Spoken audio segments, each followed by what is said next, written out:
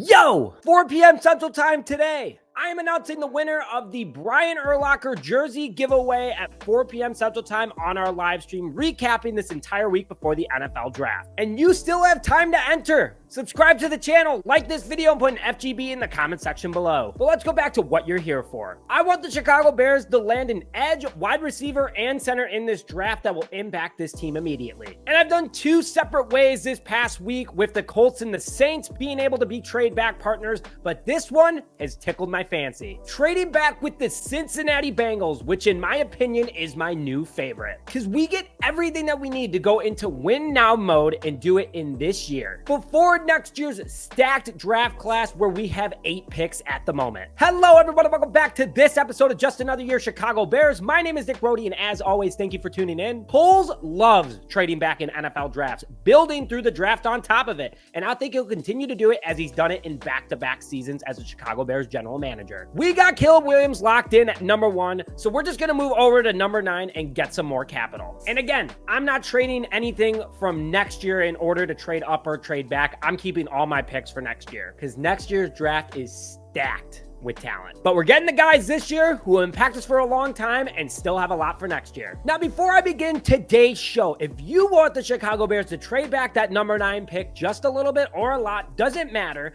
in order to get more picks for this year to address more needs through this draft and go into win now mode, make sure you hit the like button on this video to show your support, along with commenting the trade back that you would do with the Chicago Bears in the number 9 pick.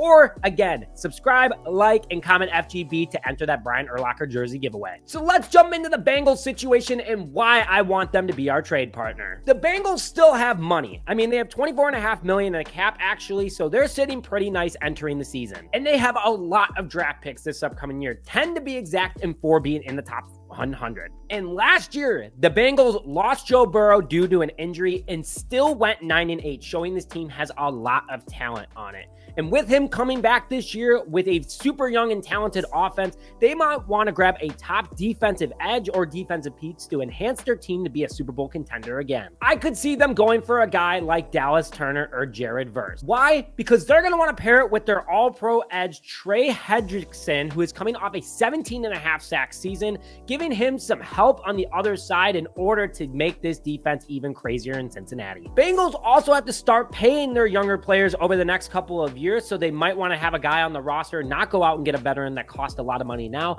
but get a young guy that's going to be on a rookie contract for the next 4 years. Also, they might want to get rid of some picks because they might not be able to afford them. So off that, let's jump into the Bears situation. Bears are taking Caleb Williams at number 1. We all know that. And the Bears had the second best defense in the NFL in the second half of last year. They have a new offensive coordinator in Shane Waldron and a new defensive coordinator in Eric Washington, who are both known for developing players. They have a solid core at the moment on both sides of the ball, and with taking Caleb Williams, I have them at 11 plus wins in 2024, and I think that you guys all agree. I did that video a couple days ago, and everyone is thinking 11 plus wins at the moment. And comment if you think less, but they can move back from number 9.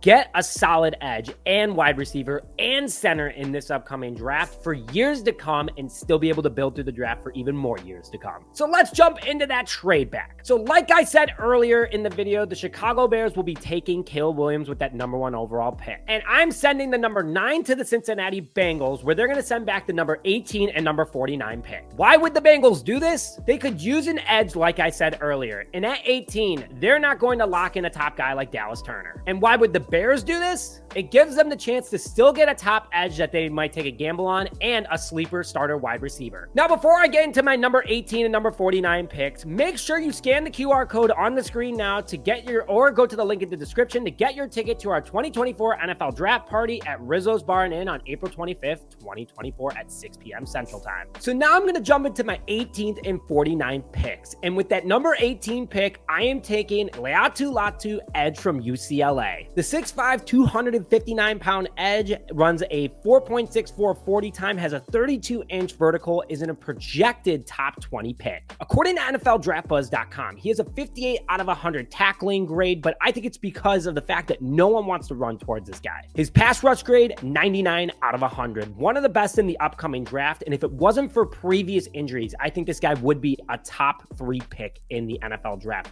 fantastic. It's what we need to pair with Montez Sweat, and it addresses edge one, taking a slight risk on him. But I think that over the last 2 seasons, since he's gotten his neck surgery from a few years ago, he has played phenomenally. He's going to have the best doctors in the world with the Chicago Bears, and it's going to be a great addition. And then his run defense is 83 out of 100, something that Chicago boosted this past year and only can have more room for growth, and would be fantastic to have him on this defensive scheme. Last year for UCLA, he had 49 total tackles, 28 being solo, along with 22 tackles for loss, 13.5 sacks, 36 quarterback hits, 2 pass deflections, 2 forced fumbles, and a PFF grade of 96.3. Clearly, this guy can play ball. Clearly a good partner in crime for Montez Sweat, big, athletic, and fast to get to the backfield and disrupt the backfield overall, and another huge area of need filled by the Chicago Bears to solidify their roster to make us an instant contender. Then at pick number 49, I'm excited about this pick because I haven't talked about him in a while, but I want the Bears to get him, and that's wide receiver Xavier Legette out of South Carolina. The 6'1", 221-pound wide receiver has a 9-inch hand diameter along with a arm length of 31 7/8 inches, a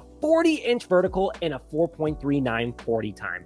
Insanely athletic. A projected second-round pick at the moment. I call him Alshon Jeffrey 2.0. Ironically, they both went to South Carolina, but just his overall size makes him insanely dangerous. And if we want to compare him to a current wide receiver, I would compare him to DK Metcalf. A big-bodied wide receiver that is much stronger than other defenders and can overpower them, along with great athleticism that makes him both a downfield and red zone target. Strong blocking for a wide receiver as well to help with runs, and it would be an instant fill-in for Equanimeous St. Brown. Last year for South Carolina, he had 71 receptions for over 1,200 receiving yards, 7 receiving touchdowns, and a 17.7 yard per catch average. He would be that third threat that the Chicago Bears need that no one can stop. He would also allow DJ Moore to be the most dangerous slot receiver in the game at the moment. He would learn behind Keenan Allen and be a great pairing for him and Caleb Williams for years to come. And then I talked about a center earlier. That would allow me to get Cedric Van Pran at 75. I know that we won't get Dallas Turner or Jared Verse or Roma Dunze if we trade back number 9. And we're taking a little bit of a risk with Latu, but Ryan Poles would not have brought him in for a top 30 visit to not learn more about this guy. And he probably will end up still considering him on the board and considering all options. And that fact that he's been totally fine the last couple of seasons, especially from that neck injury perspective. But I want to hear your guys' thoughts in the comment section below. So with that, thank you as always for tuning in this episode of Just Another Year Chicago Bears. My name is Nick Rohde, and as always, bear down, baby.